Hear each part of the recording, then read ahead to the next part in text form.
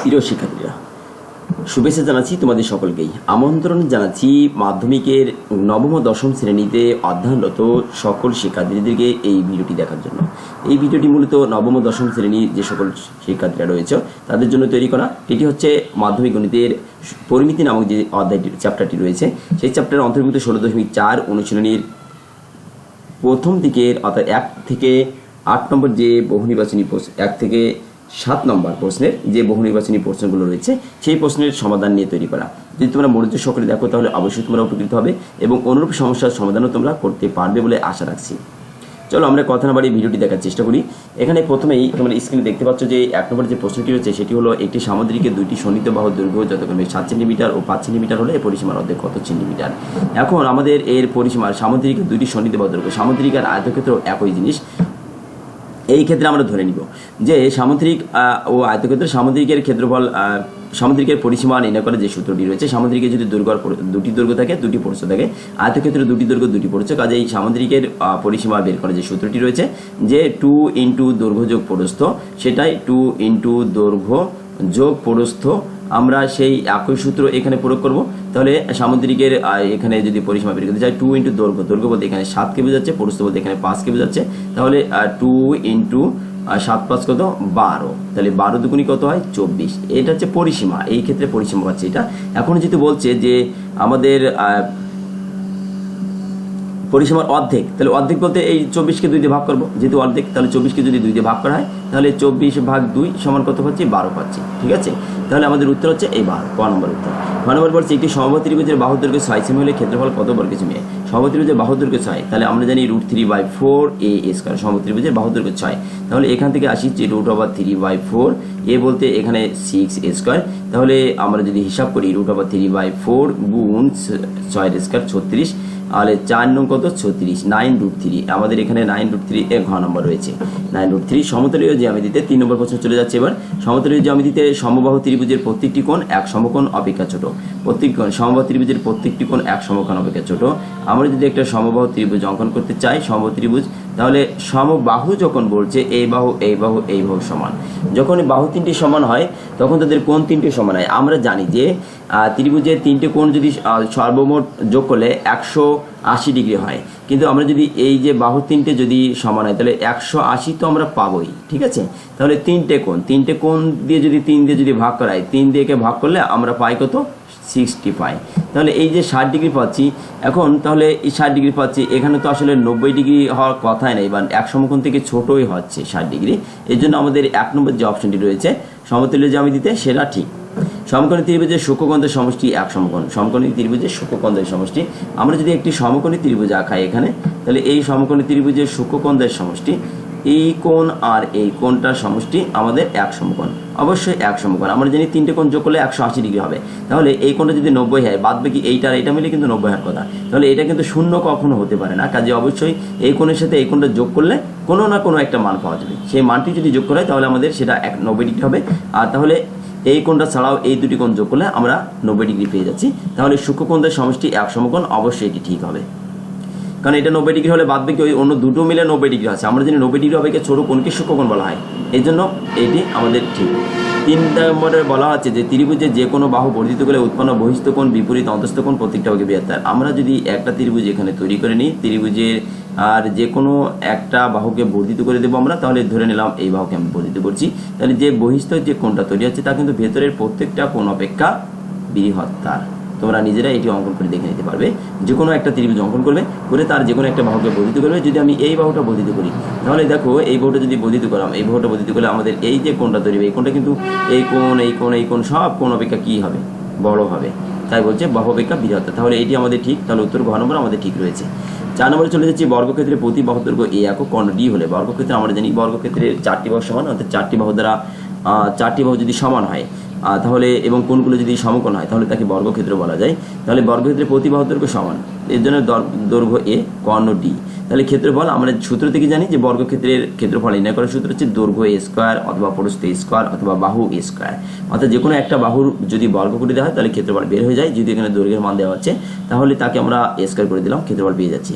পরিসীমা কত 2AD। আমরা জানি যে বর্গের পরিসীমা কত 4A হয়, 4টি বাহু যোগফল 4a, একটা বাহু যদি এ হয় 4টি বাহু মিলে 4a হওয়ার কথা, কারণ এ যোগ এ 4টি বাহু যদি জন্য 4টে এ আসবে, এই কারণে আমাদের 4টে যোগ করলে 4টে এ হওয়ার কথা, কিন্তু এখানে বলছে 2ad, কাজে এটা ভুল রয়েছে। আচ্ছা, ডি সমান √2a, এটি ঠিক রয়েছে, কারণ ডি সমান √2a, এটি কর্ণ সমান √2a, বর্গক্ষেত্রের কর্ণের সূত্র এটি তোমরা 16.2 যে চ্যাপ্টারটি রয়েছে, চ্যাপ্টারের প্রাথমিক দিকে যে আলোচনা রয়েছে তার ভিতরে চতুর্ভুজের ক্ষেত্রফল নির্ণয়ের সূত্র রয়েছে, তার ভিতরে এখানে পাবে যে বর্গের কর্ণ নির্ণয়ের সূত্র ডি সমান √2a, এটি আমাদের সত্য আর সঠিক রয়েছে। তাহলে আমাদের মান পাচ্ছি আমরা 1 ও 3 পাচ্ছি, 1 3 রয়েছে খ নম্বরে, কাজে খ নম্বর উত্তর। নিচের তথ্যের আলোকে 5 ও 7 নম্বর প্রশ্নগুলোর উত্তর দাও। এবিসিডি আয়তক্ষেত্রের কর্ণের দৈর্ঘ্য কত সেন্টিমিটার? এবিসিডি এখান থেকে বলছে এবিসিডি, এই যে আয়তক্ষেত্রটা রয়েছে এর কর্ণের দৈর্ঘ্য আমরা নির্ণয় করব। দেখো কর্ণের দৈর্ঘ্য নির্ণয় করতে গেলে আমাদের মাছ দিয়ে বলছে, এখানে মাছ দিয়ে যদি আমরা একটা রেখা টানি এই কর্ণের দৈর্ঘ্যটা নির্ণয় করতে হবে। তাহলে আমাদের সহজ যেটি একটা আয়তক্ষেত্রের জন্য আমরা জানি যে √a² + b², এটা হচ্ছে আমাদের কর্ণের সূত্র নির্ণয় করার আয়তক্ষেত্রের জন্য। তাহলে আমাদের এখানে এ বলতে আমাদের এখানে 12কে বোঝাচ্ছে, এটা দৈর্ঘ্য, তাহলে 12a² যোগ বি বলতে এখানে 8কে বোঝাচ্ছে, 8a², তাহলে 12a² 144 যোগ 8a² করলে 8 64 হয়। এটার যদি যুক্ত করে দিই তাহলে 4 4 8 হবে, 6 4 10 0 হবে, হাতে 1 আর 1 208 হবে, ঠিক আছে। 144 আর 64 যদি যুক্ত করে দিই 4 4 8, 208কে যদি আমি বর্গমূল করে দিই তাহলে আমরা এই মানটি পেয়ে যাব, যে মানটি হচ্ছে আমাদের এখানে 208, যেহেতু এটি বর্গ সংখ্যা নেই কাজে একটা কি দশমিক সংখ্যা অবশ্যই আসবে, কাজেই আমরা এটা দেখতে পাচ্ছি দশমিক সংখ্যা রয়েছে, কাজেই গ নম্বর উত্তর ঠিক আছে। আর তোমরা ক্যালকুলেটর ব্যবহার করে দেখবে যে এ কে বর্গমূল করলে আমরা এই গ নম্বরই পাবো। 6 নম্বরে বলছে যে এডিএফ ত্রিভুজের ক্ষেত্রফল কত? এডিএফ এ অংশটার কথা বলা হচ্ছে, এ অংশ, ডি অংশ, এডিএফ অংশ বলা আছে। দেখো এখানে আমাদের এই ক্ষেত্রফল বের করতে গেলে আমরা ত্রিভুজ, এটি একটি ত্রিভুজ, কাজে ত্রিভুজের সূত্র প্রয়োগ করতে হবে। ত্রিভুজের সূত্র প্রয়োগ করে এখানে একটা কোণের মান দেওয়া রয়েছে, আমরা যদি কোণের মান থেকে জানি যে half into A B sine theta বা এবি সাইন থিটা, এই সূত্রটি আমরা জানি যদি কোণের মান দেওয়া থাকে। কিন্তু দেখো এখানে কোণের মান আমাদের একটা বাহুর মান দেওয়া হচ্ছে এডি এর মান, অর্থাৎ বিসি সমান এডি সমান আমরা 8 ধরতে পারি, কিন্তু 8 নয় ধরে নিলাম, কিন্তু এই বাহুটার মান কোনো মান নাই, কাজেই আমাদের দুটি এই বাহুটার একটা যদি এফ এর মান দেওয়া থাকতো তাহলে অবশ্যই আমরা এই কোণ ত্রিভুজটির হাফ এবি সাইন থিটার সূত্র প্রয়োগ করে বের করতে পারতাম। আমরা আরও একটি সূত্র জানি, হাফ ইন্টু ভূমি ইন্টু উচ্চতা, যেহেতু এখানে ভূমি রয়েছে 8 কিন্তু উচ্চতার কোনো মান দেওয়া নেই, এই জন্য আমাদের এই সূত্রটি প্রয়োগ করতে পারছি না। যদি আমরা আরেকটি সূত্র জানি যে ত্রিভুজের 3টে বাহুর মান দেওয়া থাকলে এসি 3টে বাহুর মান থেকে আমরা অর্ধ পরিসীমা বের করে নিব, সেখান থেকে √s ইন্টু এই যে এরকম ছিল যেটা s into s minus a s minus B s minus C, এই যে সূত্রটি রয়েছে এই সূত্রটি আমরা ক্ষেত্রফল বের করার জন্য বের করি, কিন্তু এখানে 3টে বাহুর মান তো দেওয়াই নাই, একটা বাহুর মান দেওয়া রয়েছে, কাজে আমরা এই সূত্রটি প্রয়োগ করতে পারছি না। কাজে আমাদের এই যে 6 নম্বর যে অপশনটি রয়েছে বা প্রশ্ন নম্বরটি রয়েছে এটির সমাধান বের করা সম্ভব নয়। তাই লেখা হচ্ছে যে যথাযথ তথ্য না থাকায় প্রশ্নের উত্তর করা সম্ভব নয়, সম্ভব নয়, ঠিক আছে, উত্তর করা সম্ভব নয়। এখন আমরা চলে যাচ্ছি 7 নম্বর প্রশ্নটিতে, এজিবি অর্ধবৃত্তের পরিধি, এখানে আমার একটু ভুল রয়েছে, ক্ষেত্রফল নয় পরিধি হবে। এজিবি অর্ধবৃত্তের পরিধি কত বর্গ সেমি? এই যে এজিবি অর্ধবৃত্তের পরিধির কথা বলা আছে, তবে যদি ক্ষেত্রফল নির্ণয় করতে বলা হতো তাহলে এটা সম্ভব ছিল। এই যে ক্ষেত্রফল বের করতে গেলে আমরা কি করতাম, যদি আমার ক্ষেত্রফল বের করতে বলতো তাহলে আমরা এখানে এক কাজ করতাম, আমরা জানি পাই r², এখান থেকে এই r এর মান কত হবে? এ বি এর অর্ধেক, অর্থাৎ 12কে 2 দিয়ে ভাগ করলে 6, তাহলে এটা আর, ঠিক আছে। তাহলে 12কে 2 দিয়ে ভাগ করলে r এর মান আমরা 6 পেতাম, r ইকুয়াল কত? 6। তাহলে এখানে পাই r², এর জায়গাটিতে আমরা বসিয়ে দেবো কি পায়ের মান 3.1416 গুণ r এর মান হচ্ছে 6a²। এটা ক্যালকুলেশন করে আমরা যে মানটি পাবো তাকে আমরা কি করব? 2 দিয়ে ভাগ করে দেবো, যেহেতু অর্ধবৃত্ত বলছে এই জন্য 2 দিয়ে ভাগ করে দিলে আমরা কিন্তু এই ক্ষেত্রফল যদি এরকম চাইতো যদি তাহলে কিন্তু সম্ভব ছিল, কিন্তু চাই নাই, পরিধি দেওয়া আছে তোমাদের পাঠ্যবইতে, আমার একটু ভুল করবে ক্ষেত্রফল হয়ে গেছে।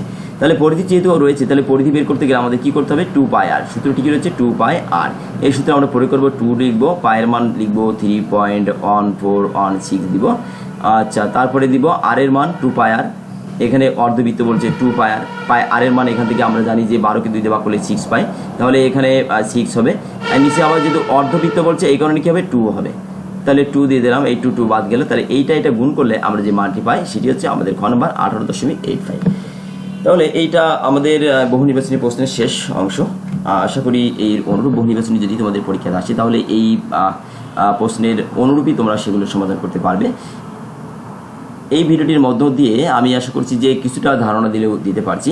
অনুরূপ প্রশ্ন তোমাদের পাবলিক পরীক্ষাতে যদি আসে তোমরা চেষ্টা করবে, এবং এরই অনুরূপ যদি কোনো সমস্যা তোমাদের বইতে থাকে, তাহলে সেগুলো সমাধান করার চেষ্টা করবে, নিজেরা চেষ্টা করবে অনুরূপ প্রশ্ন নিজেরা তৈরি করে সেগুলো সমাধান করার। আশা করি ভিডিওটির মাধ্যম দিয়ে তোমাদের সামান্যতম ধারণা দিতে পেরেছি বলে মনে করছি।